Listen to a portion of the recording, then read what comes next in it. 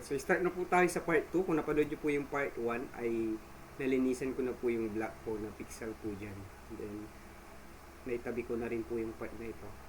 Okay. So, next na step po na pwede nating maisip na gawin uli dito ay paano naman linisin itong mga ganito, yung mga sira. So, ang strategy natin dito, pwede tayong gumamit po ng patch tool. Pwede rin po, patch tool. So, identify mo yung subject mo, and then hila ka dyan. Yan. So, pwede rin yon. Yan. Pwede rin, try natin spot. Yun o.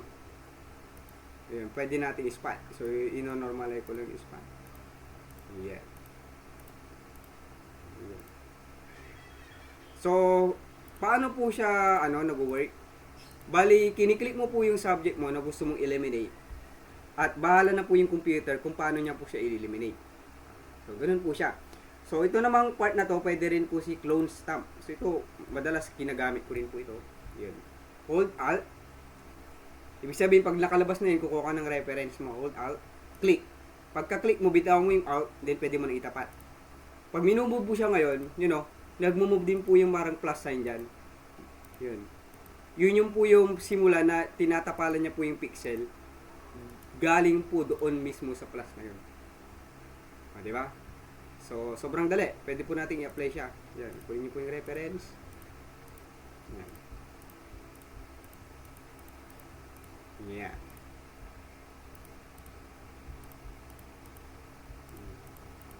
So, dahan-dahan lang. Kasi kapag minubo rin ng gano'n, lilipat din yung arrow ng plus. So, mali na yung makukuha mo. So, step by step din po yung pagkuha. Ayan. Ganun din po dito. So, okay lang yan. Kunin mo dito, walang problema dyan, guys. As long as mabuo lang natin po yung pixel, walang problema dyan. Sir, parang mamaya natin a-aregloyin po yan. Ito muna yung aregloyin po natin.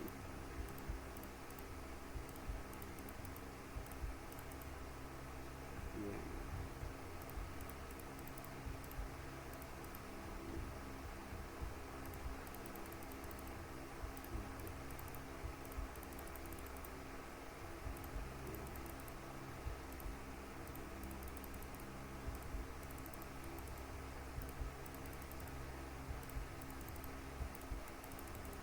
Yan.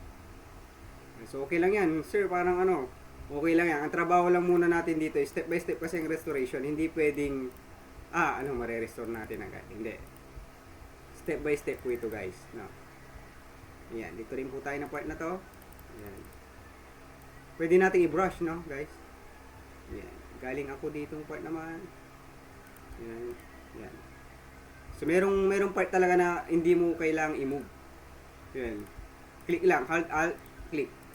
Pero may mga part naman na, example, ito, kasi straight. Kuha ko ng reference dito, hold alt, then click ko dito, pwede ko i-brush. Kasi straight lang siya eh. Di ba? Pwede nating ma-eliminate yun. Yung part na to, puti lang to, madali lang to mamaya. Ayan. Oops.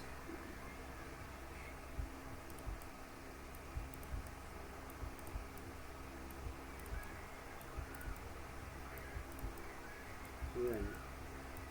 Ayan, di ba? Nakita nyo? Kasi yung pag-move yun ayan. Sakto mo rin. Medyo ilayo mo din kung nagbabaras ka pa ganun. Pwede rin, pag ganyan siya, kuha ka dito, yun. Galing ka dito, yun din, mag-move din yun. So, makukuha niya pero tong pixel na to. So, sasarahan muna natin. Yan, hold out, click, pag ganun, pababa. Ayan. Ayan. Okay na tayo dyan. So, nakuha nyo na yung technique. Dito na part naman, pwede rin ito, no? Click, hold out, click. Dahan-dahan lang. So, nakuha nyo na yung idea dyan. Yun. So, hindi ko na po tatapusin, guys. Ganun lang yung technique. Itong part na to, pwede rin po, ang pwede natin gamitin dyan, spot. Spot healing brush. Hold alt, click, and then hold shift, click. Ayan. Ang technique naman dun kasi, yung diskarte dun, pagka-click mo dito, di ba? Undo. Multiple undo, Control Alt Z. Click mo dito, isang click. Pag straight lang yung i-detect mo, hold shift. Mag-i-straight po yan, matik. Click, hold shift, click. Pag straight lang. Yan, madidetect niya po yung pixel dyan, no? Yan, no? Tatapalan niya. O, di ba? Kuha niyo po. Ganito rin na part. Okay, yan. Ganito. Ayan. Okay na yan. Yan hanggang dito, ganun. Ayan. O, dito muna tayo. Ito po yung part 2. Ganun din po dito, no? So, para ma-trace mo to, pwede rin po yun, yung ano, spot. Yun. Pwede rin po yung spot. Ayan. Dahan-dahan lang sa pag-trace. Kasi yun nga, yun nga, parang pangit din.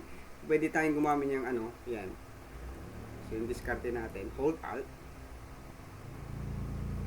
And then, click mo dito. Papataas naman. Di ba? Ganun lang din. So, lilita mo rin yung brush. Baka ng reference mo dito, taas mo ng konti. Yun o, sasakto mo din. Click. Yun o. I-ano mo rin sa tapat niya. Ayan. So, ganun din dito. Pwede ka rin galing sa taas. Ayan. So, ganun din dito. Dahan-dahan lang guys. Huwag sobra kasi pag sobra naman, maapektuhan din yan. So, ito po yung part 2, no? Mamaya, record ko po yung part 3. Cut ko muna ngayon, no? Control S.